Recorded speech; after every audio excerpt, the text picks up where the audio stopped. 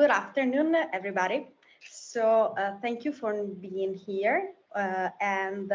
We are here to listen what we've learned from the survey we prepared some months ago in order to discover what happened from the last year in artistic perfumery world due to the pandemic.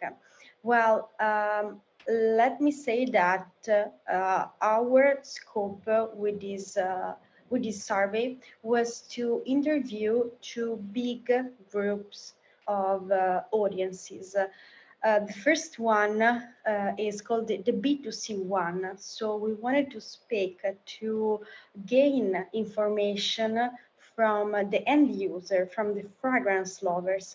And the second one that is called the B2B one is the one made of all professionals of the world of artistic perfumery, speaking about brands, retailers, but also influencers, journalists, or PR.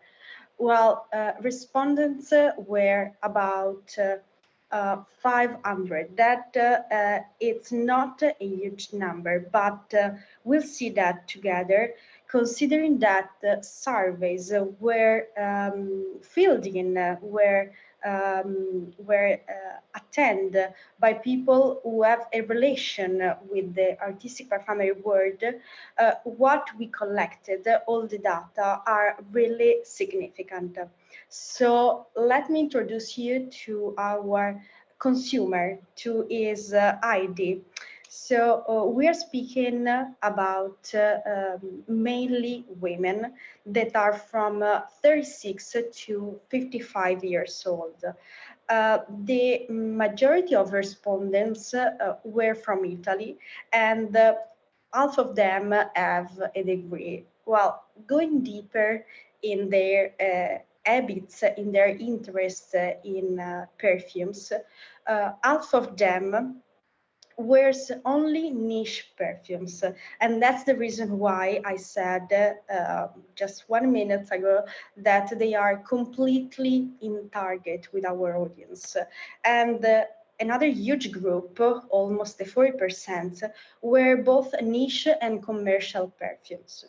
Also, looking at how many perfumes they buy per year, and considering what happened last year, so the pandemic, we have an interesting number because more than 40% used to buy from 2 to 3 perfumes, but an interesting number, so more than 50%, buy from 4 to more than 7 perfumes. If we go deep in what is their feeling, their relation with the specific artistic perfumes, we found out that the majority part, so 82 of 100 were artistic perfumes even during the lockdown, to feel better, to have a sort of escape. And a big quantity of them, we're speaking about the 57%, choose the niche ones because they give them more pleasure than the commercials one.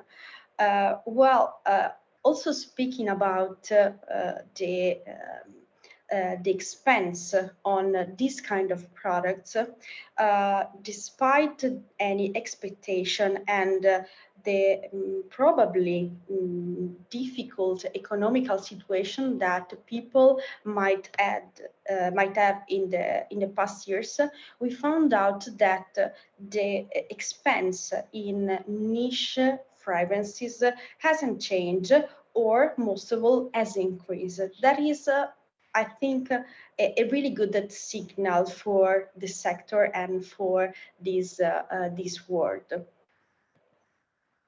Well, again, they are not looking simply for perfumes to wear to themselves, but we have a quite big amount of respondents. We are speaking about almost the 70% that were looking and also buy home fragrances, so products that help them for creating a cozy place, a calm place where to stay specifically during the period that was called the lockdown. But what happened outside the cozy place, outside the nest? Well, we found out that the majority part, that is a quite encouraging number, almost 80% of respondents kept going to physical stores because you remember that perfumery stores could stay open even during the lockdown, and they also try to buy them online. What is interesting here is that we found out a sort of balance between the online shopping and the brick and mortar one. So even if the situation was not the most safe one or the most comfortable one, consumers that attend our service told us that they kept doing both things, so the online shopping and the physical one. Well, some of them said that they were a little bit hesitant about the shopping experience offline, so about going to the physical stores. And we found out that the reasons are mainly three. So the health one, because also they wanted to find online better price, but some of them also felt a little bit pressure to buy something, so they prefer to not going inside the physical stores in order to discover new products.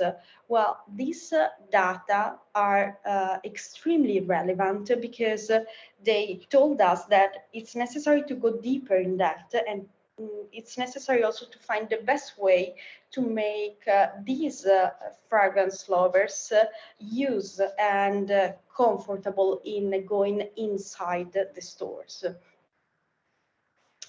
What about the good news? So apart from all people that said that were hesitant in going to these stores, we have the majority part of them, as I said, almost the 80% that in spite of everything, they decided to went there for discovering new fragrances or for testing products.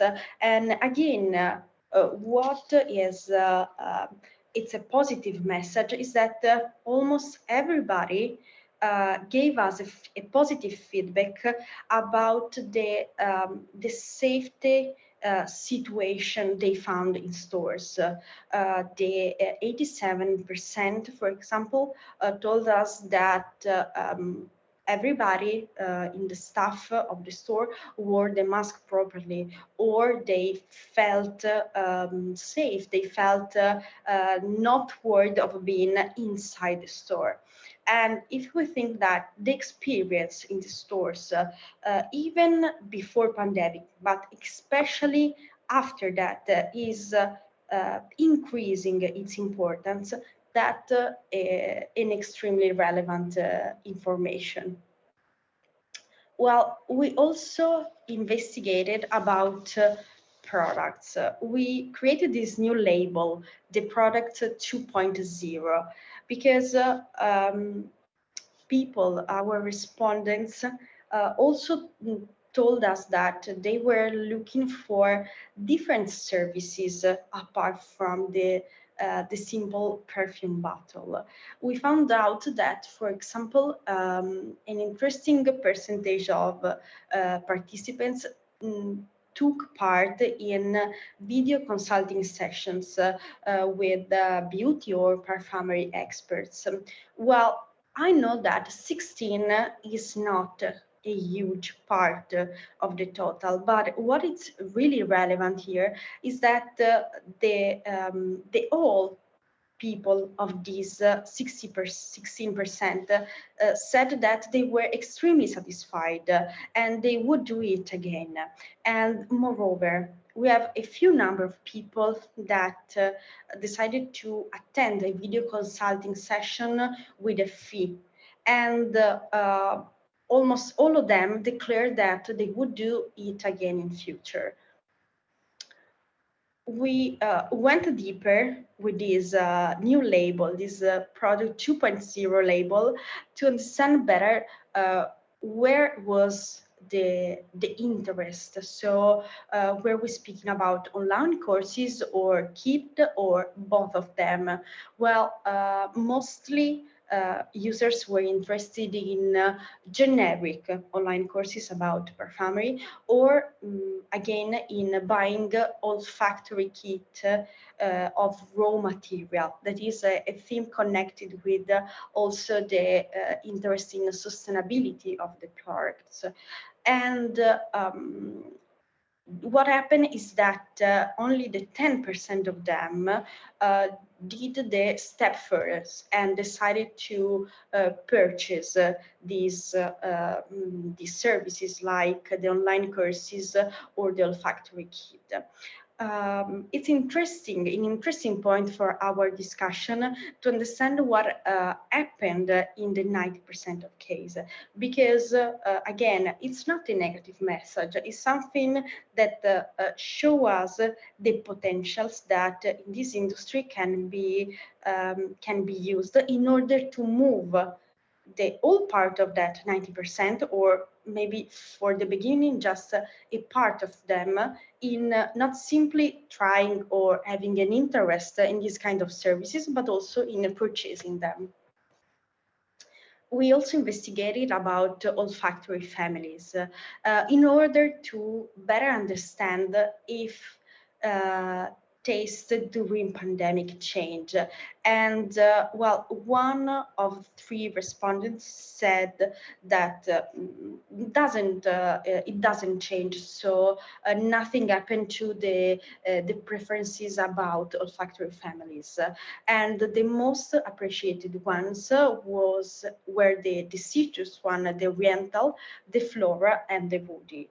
We'll speak again about this data because we also matched it with what professionals said. Staying in the product part, we wanted to know what is the feeling of this group of audience about samples and discovery set. Well, even if the amount of people that prefer the traditional type of product, the traditional formats, we have an interesting number of people that want to try also the samples and the discovery sets. They mostly bought them from online perfumeries or directly from the brand. What's interesting in the chart that is visible below is that samples were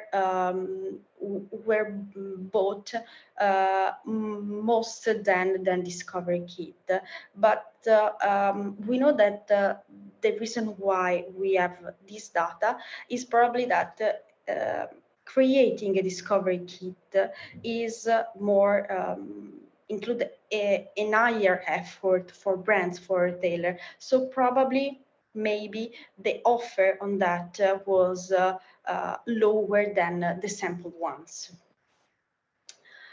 We have also an audience that is quite active in online communities about artistic perfumery. And what is interesting is that just few of them are are in these communities in order to find a better price or buying samples or perfumes, because most of them are there for knowledge reason. They want to be informed about new products, about new launches, and most of all, they want to share their passion with other fragrance lovers. Let's move, let's do a jump into the other audience we speak with. Well, we can see a sort of similarity in the ID because we have mostly women that are, again, mostly from Italy, between 36 and 55 years old. Almost the majority part of them were store owners or employees, but we also had represented the other professionals of this world. We immediately asked them, specifically to brand, retailers, and other professionals, how do they act in their business in terms of opening a new e-shop in e-commerce. And we have an interesting number here because 37% of respondents said that they didn't have one previously and they created a new one. What is interesting here is that just a small part of these professionals kept open the online shop only and decided to close the other one. But even with the others, even with all professionals to do a sort of half and a half solution, we found out that they were they look further and they try to find a sort of resistance form to the pandemic and to the restriction and the rules. The fact that 72% of them started to do home delivery and almost 50% tried the service of phone reservation of the products and the pickup in store is an extremely positive signal because it shows how these kind of professionals were open, started or keep being open to these, let's call them ancillary services to the B2C audience. Again, calling them ancillary services, maybe it's not correct since these are services that today makes the difference. We again ask them how they feel, how they behave with the fact of having maybe the online store and also the brick and mortar one, and how they find these two words in the total scenario. And what we've found out is that most of them think that there should be a balance. For example, 72% think that the brick and mortar, the offline shopping will never be overpassed by the online one. But at the same time, a huge amount of respondents said that it's time to think about the online sales because it will grow and it will grow significantly. Well, again, thinking about the situation in store, we found out that a huge amount of participants, because it's more than the 60%, decided to increase the niche fragrances offer instead of the masstige one. And again, the 62, thinking about the indie brands that are gaining ground, decided to introduce also these new independent brands. And again, we think that this is a very important, a positive message for all brands that are no well known today, but they are trying to find their place in this new market. We decided to went deeper and investigate also in the business routine of this audience. So finding out how they act, how they use social media, for example, how they do, if they took part in event, and well, let's say the business routine. And the majority part of them told us that they work with advertising on social media, and they also used to stay present in communities, in online communities, in order to be closer with their final consumer. The important message here is that an interesting number, so the 33% of respondents confirmed us that the return of their investment was successful. And if we think that doing an investment in online tools, online channels, not always as a return of the investment in 1 year or simply months, that is quite irrelevant data. Again, we ask them how they feel about priorities, so what they prioritize in their communication during the pandemic. Well, if we compare this data from what we've learned from other analysis we did in the past, we see that there is more interest in what is behind the perfume. So the description of raw materials, the olfactory notes, and there is no a strict focus simply in the brand or the product itself. Probably because brands have understood that it's important to tell consumers what's behind it and not simply what it's written in the label of their products. We found out that even the more resilient ones started to use new digital platforms. The most used one were Instagram and Facebook, but we can see also here from the chart that an interesting number of our respondents started to use also, let's call them, technical tools, for example, Zoom or Meet or LinkedIn, platforms that are that were and also are today necessary for being in contact with the team, with colleagues, with the staff, but also with the final customer. As I told you before, we wanted to investigate what was the feeling also connected with the olfactory families.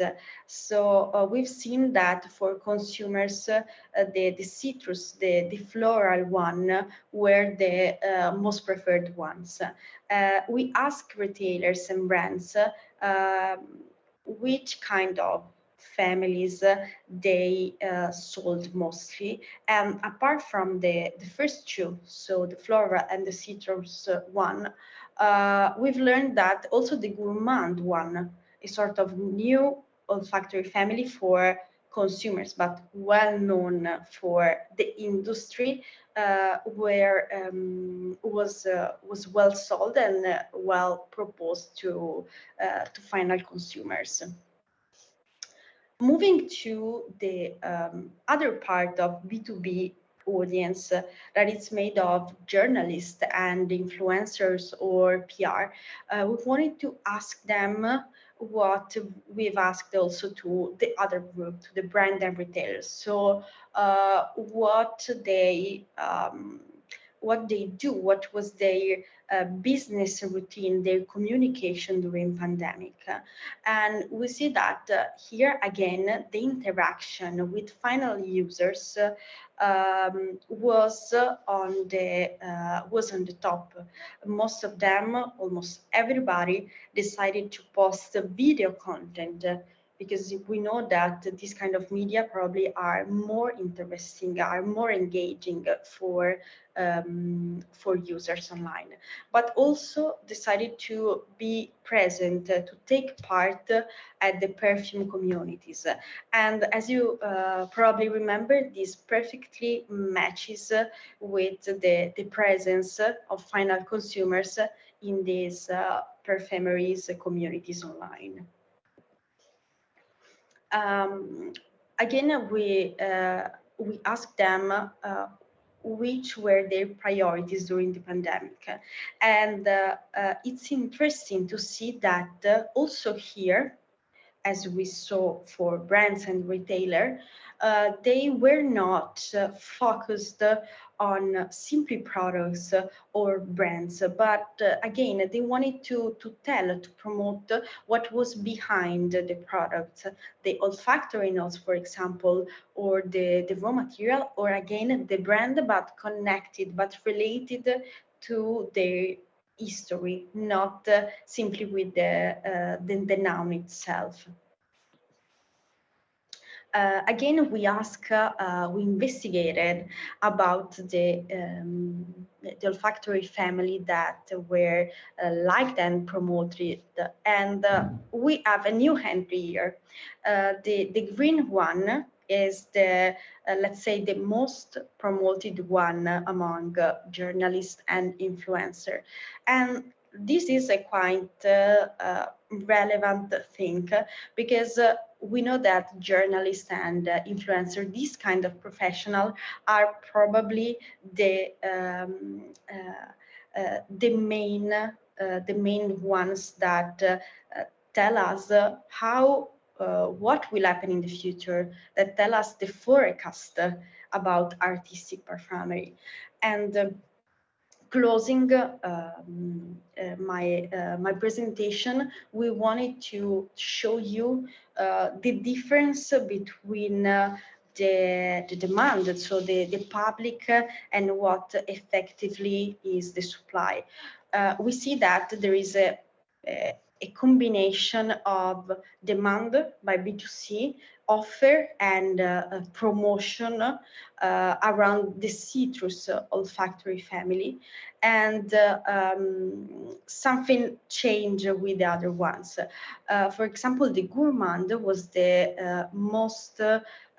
one of the most offered one by retailers, one of the most promoted one by influencers. But at the same time,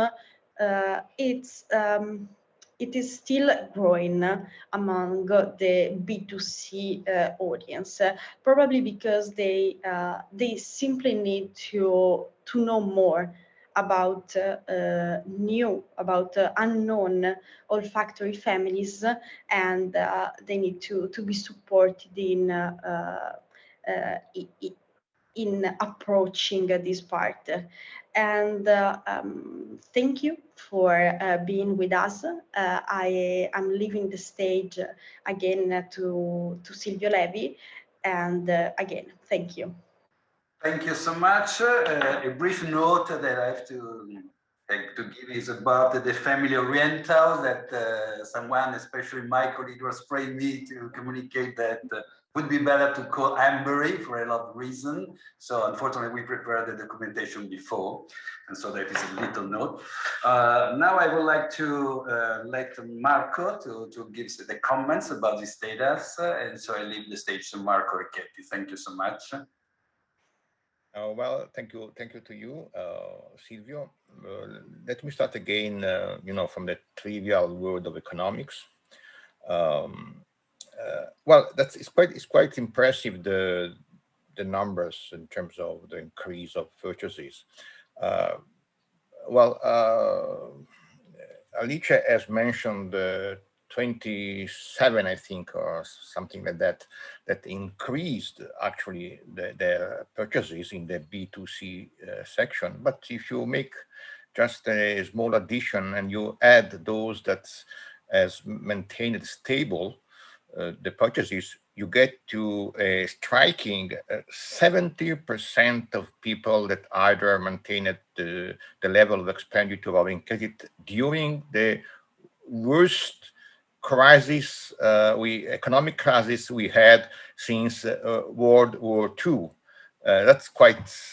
I mean, before this, I remember the oil crisis in '73, but it was not such big event, or the financial crisis in 2007, 2008. But this is by large the most, let's say, the worst crisis. So what we can say that's first, we are talking about a sector that is based on the satisfaction of personal well-being or self-recognition, is less show off or talking to the wide audience as it is, for example, for the fashion business, so that's quite an interesting point that I think that should be well considered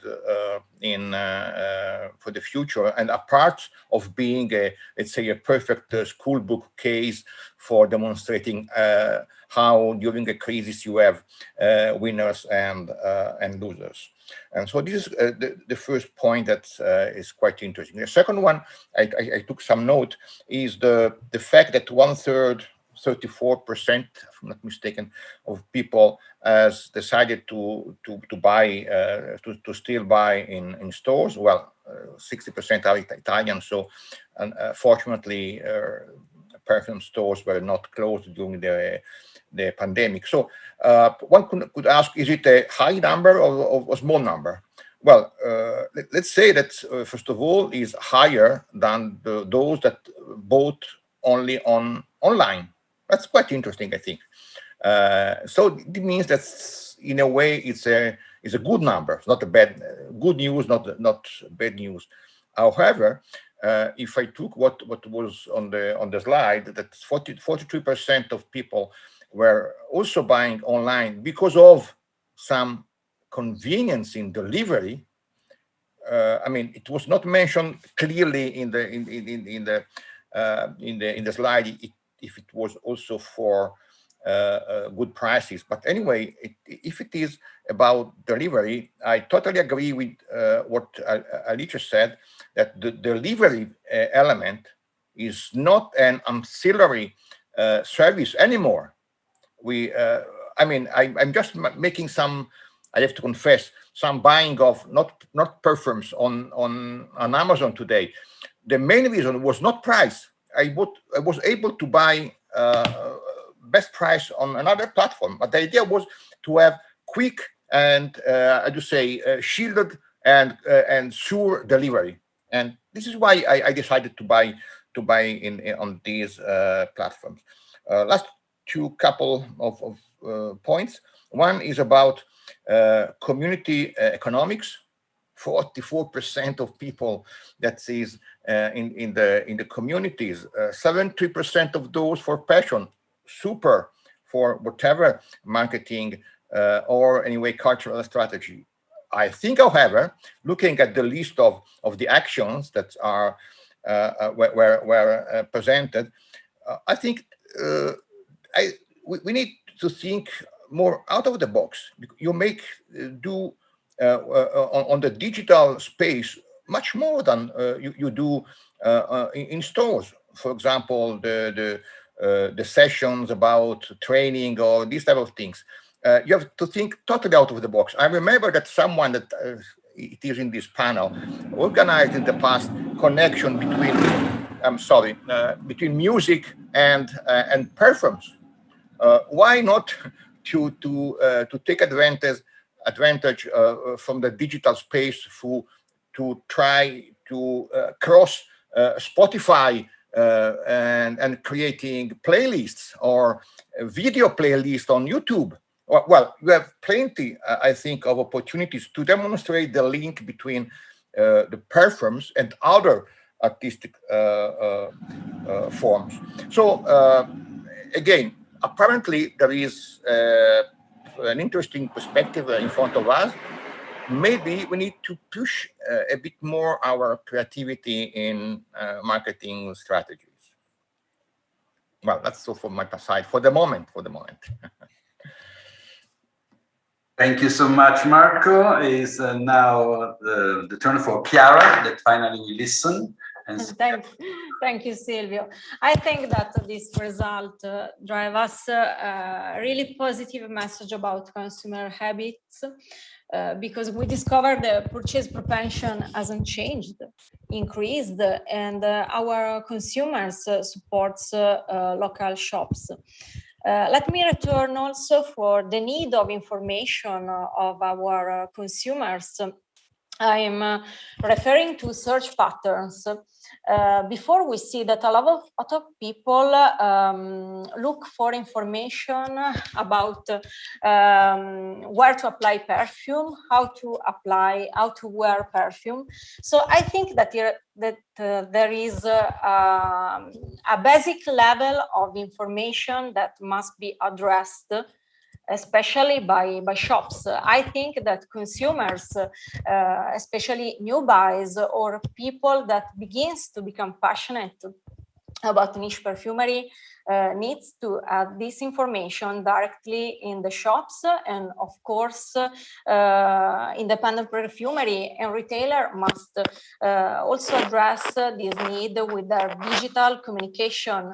And also it is a good point to entertain people and create fun for people and engagement.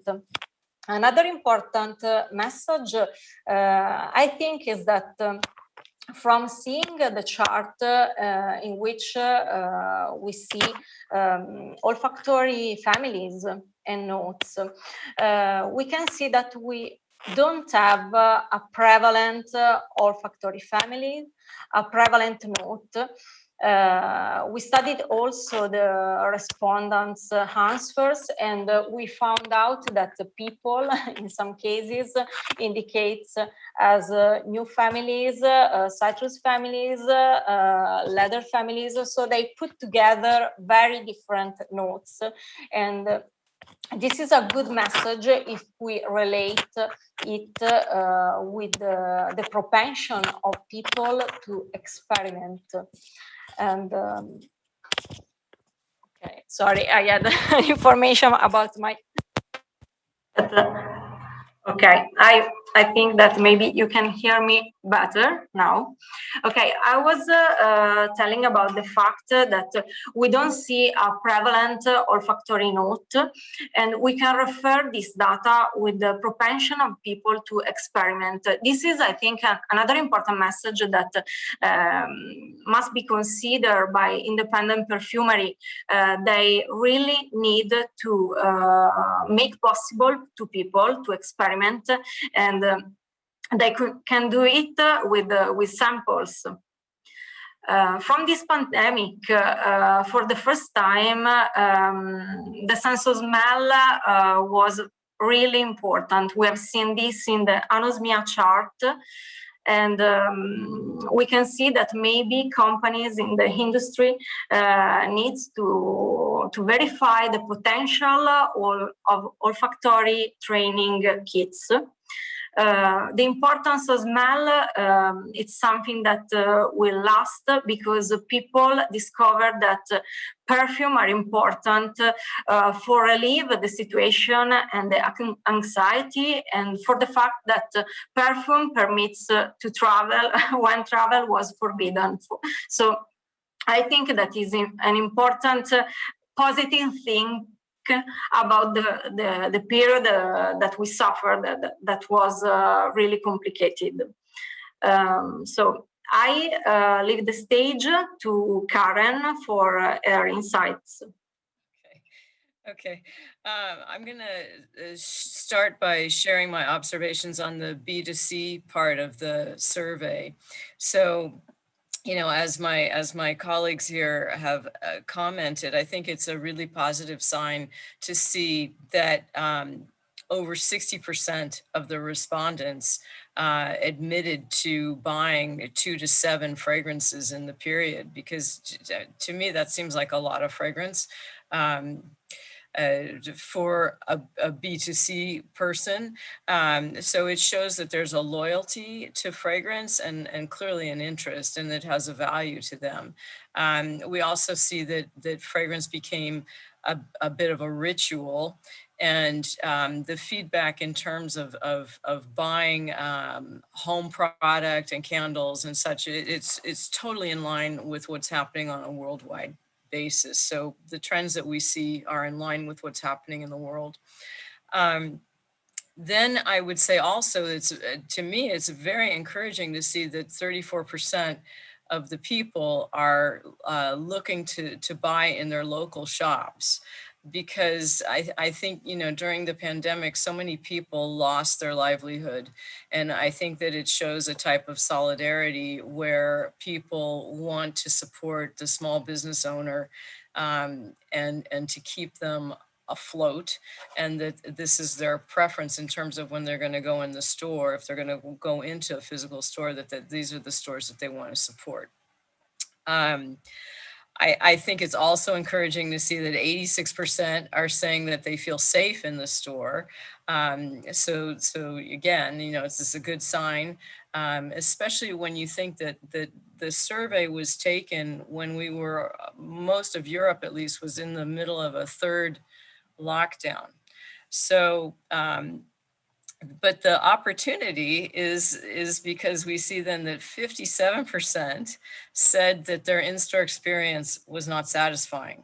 So this is key to me, is that you know, we have some work to do in terms of improving the in-store experience. And you know, honestly, as a kind of investigative journalist, I went into stores in February before we went into our third lockdown and had my experiences. And then I went in again just a few weeks ago when I had my, you know, when we just got out, to see what the experience was. And quite frankly, in most cases, it was not better.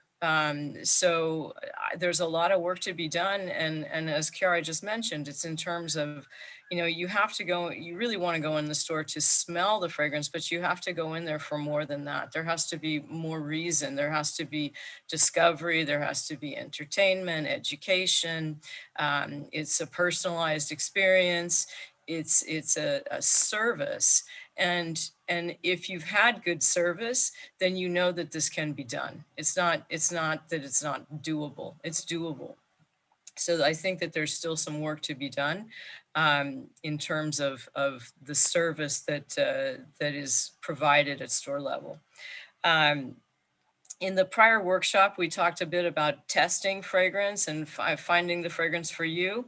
So when we had the data here that mentioned that it was a small percentage of people that did the video consulting. I think it was like 16% did video consulting, and even though they enjoyed it, they wouldn't pay for it. Okay, and I think that part of that just goes to the fact that there's so much information on the internet that is available that you really can get something without having to pay for it. Unfortunately, but that's the way it is. I mean, maybe it's something else where it's you pay, and what you pay then goes to the purchase of a product. That then there's a clear value with having the service, because then you have something tangible after the fact. Lastly, on the B2C, I wanted to talk about the people who said that they're involved in a community, social community, forums. I think this is fantastic, and it's really much more than I had expected to see. But But again, it's people looking for information, for education, and also just the love of fragrance, that they want to be on there engaging with other people, that they share their passion for fragrance. So this is really a good sign for us, and it's an opportunity as well.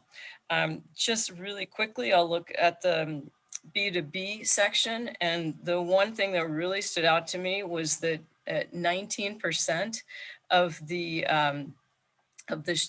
respondents said that they did not have an online site before the pandemic. And honest to God, I hope that if we took the survey today, that number would be 0. Okay, because if this ever happens to us again, you can imagine how complicated life is, and what would your life have been like if you didn't have a computer?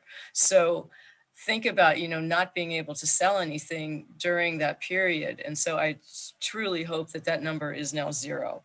The other thing that because I'm running over time, is just, I'm going to say really quickly about the social platforms and communication platforms, that I was a little bit surprised to see that TikTok was such a small percent. It was 4%, which I think that going forward, that number is going to change, because during the pandemic, I don't know if you, like me, have a lot of friends that were sharing videos during the pandemic, but how many TikTok videos did you get? Now it comes to the point that brands are seeing TikTok as a place to advertise. So I know big companies like Estee Lauder, and I think Clarins as well, are on TikTok, using it for communicating with brands. But I think it's a huge opportunity going forward, because it is the social media platform of choice for Gen Z and millennials as well. So that is my closing statement there. And now I hand it over to you, Silvio. Thank you so much. Thank you to everyone. So I can conclude this part, and now we can start a brief time for question and answer. But I would like to summarize something that was really a sum of what you told. And I think that one word is emotion, and if you want, the other is solidarity. So the point is that according to Marco, according to Karen, according to some other thing, we have a huge opportunity to use emotional concepts that are involved in perfumery in order to communicate, to involve, to teach. And I think that is very, very important. And the other thing was very interesting to me, that only 19% of the people interviewed closed the stores and have no e-shop. And the other thing I love so much, that a lot of them sure, as I am sure, that the e-commerce business in artistic perfumery will grow up, but it will be not capable to substitute completely what is the income in the brick and mortar. And solidarity towards brick and mortar and the return in the stores is so important.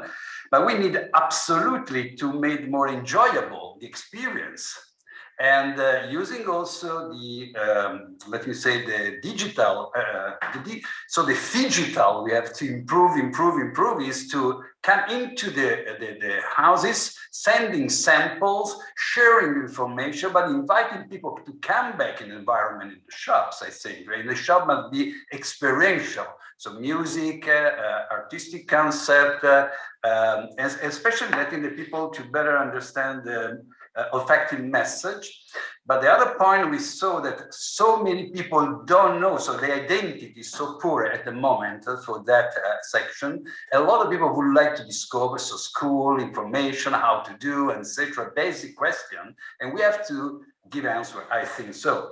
But the other thing is the great interest in olfactory kit, we have logistic problem, cost, and etc. So the kits are not a substitution to the purchase. People are declaring that they continue to buy, and the kit is to discover something else. So they are not buying kit instead of final products, but they are very happy to have testing, to discover something else, to possibly add.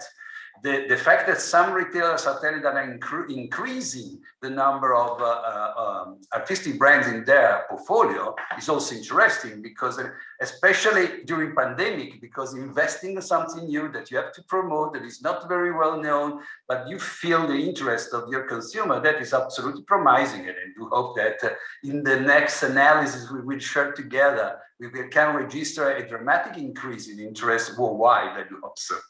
But I'd like to, if some of you would like to come in that, and especially how we can do, in your opinion, better to improve luxury in the niche concept, and what is the identity, in your opinion, we have to insist more on respect to the final consumer, to let them to better understand what is the difference between artistic perfumery, niche, whatever you want to call, independent and masstige.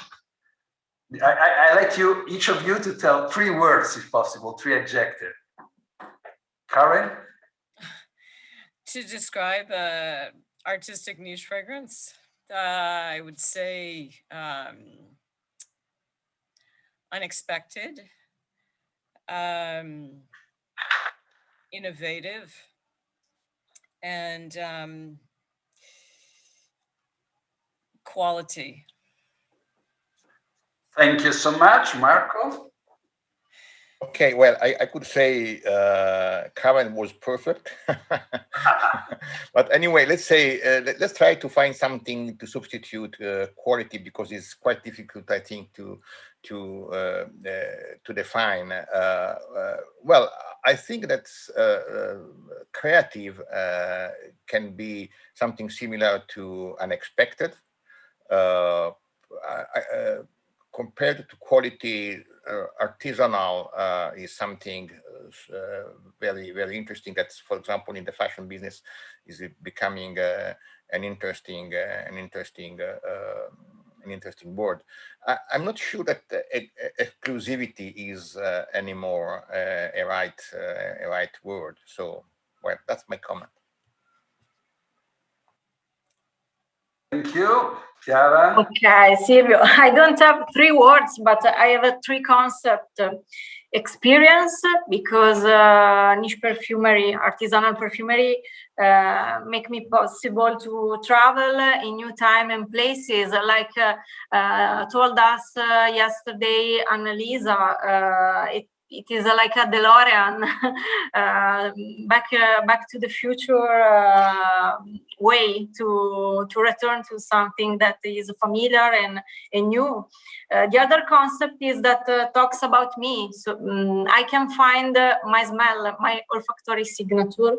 And the other words I think about niche perfumery is innovative. Is something when I look for a niche perfume, I look for something that sounds new.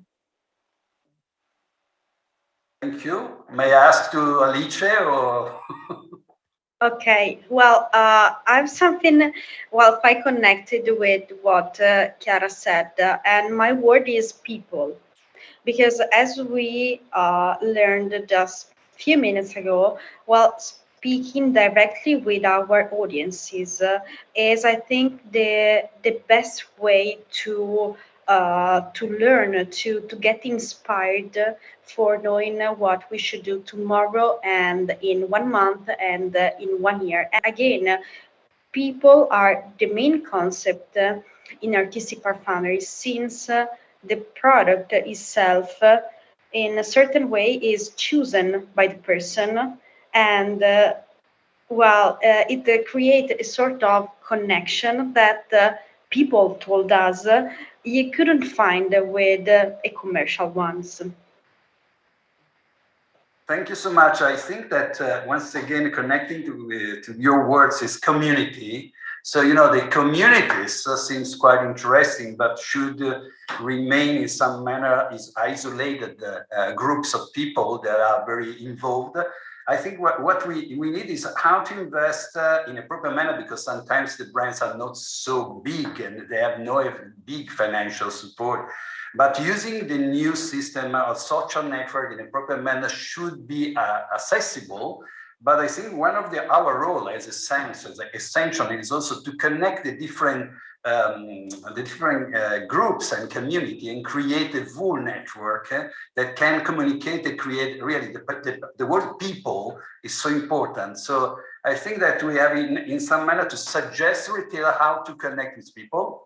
We have to suggest the brand how to connect with people, and so it's brand to consumer. And teaching, I don't love to tell teaching, but to share what is the added value really in the creativity, innovation, independent, etc. capability to create, maintaining possibly almost 20–30% minimum of research and development, because artistic perfumery is the source of innovation for the trends of the future. And I think that despite the family we saw in different things, you see that there was a shift between what are actually looking for the consumer and what communication and brand are investing in promoting. That is the new trend. Is an evidence then the sustainability concepts of green, hormone, etc., and floral, they are more close to the concept of natural concept, where the brand are investing the most in that moment, natural ingredient, etc.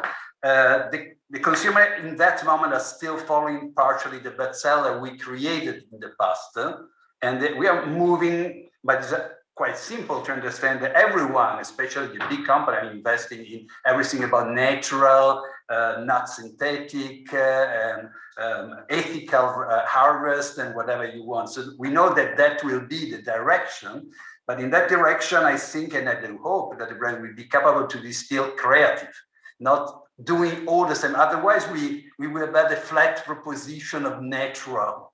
And instead we need to not to copy the nature, but use nature to create something that is not existing in nature. That was the attitude and the artistic approach. And so we are waiting to know what the brand will be able to propose to the public. And I think that is the most important thing. I do hope that that will be, because I remember that we started with Esxence 12 years ago. And 12 years ago, the world of artistic perfumery in the world was completely different. We create and we support the community, and we have a lot of work to do to create it, to support the network between the community and creating an audience of people that will share the passion for being involved in emotion. And that is, I suppose, the main role we have, all of us in different areas. We have also in packaging, in fragrances, in approaching the clients in the stores.